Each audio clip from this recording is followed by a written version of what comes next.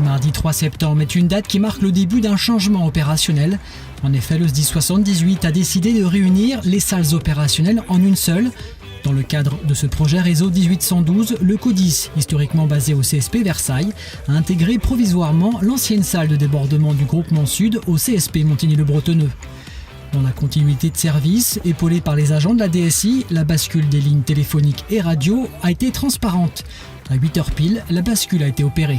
C'est via une appli web. Les agents de la DSI ont juste à sélectionner les lignes qui veulent basculer, valider, et 30 secondes après, les lignes atterrissent sur le site voulu. Et on peut affirmer qu'il n'y a pas eu de perte. Il y a eu la continuité de service, parce que les collègues ont pu continuer une intervention qui était en cours, le feu d'écurie à Maurepas.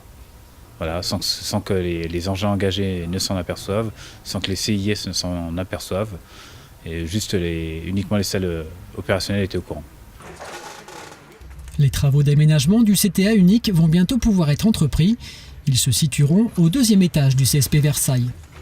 C'est une phase de travaux qui va durer pendant 1 an sur le site, le 2e étage sur le site de Versailles, afin de réunir les 3 salles opérationnelles.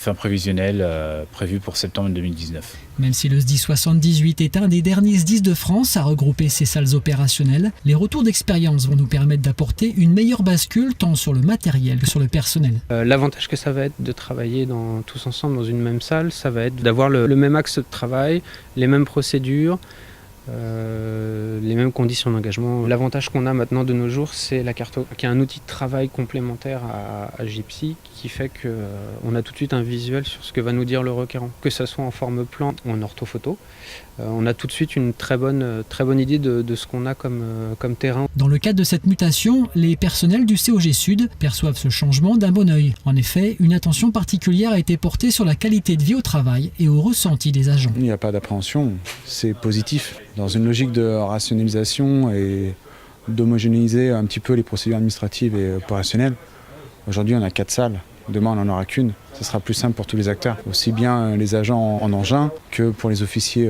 dans les salles et nous.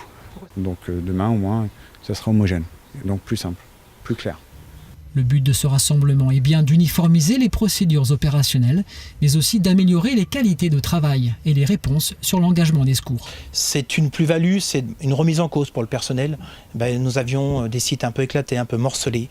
Il va falloir, comme le disait le lieutenant Dupro tout à l'heure, apprendre à travailler ensemble. C'est une opération qui va prendre du temps, d'où le groupe de travail sur l'orgue et la transition. Ce qui est important, c'est la transition vers cette salle. L'objectif n'est pas, entre guillemets, de faire d'une somme un tout, c'est de faire un seul tout. Ça veut dire d'arriver à prendre le meilleur de chacun et à l'emmener dans la future salle unique.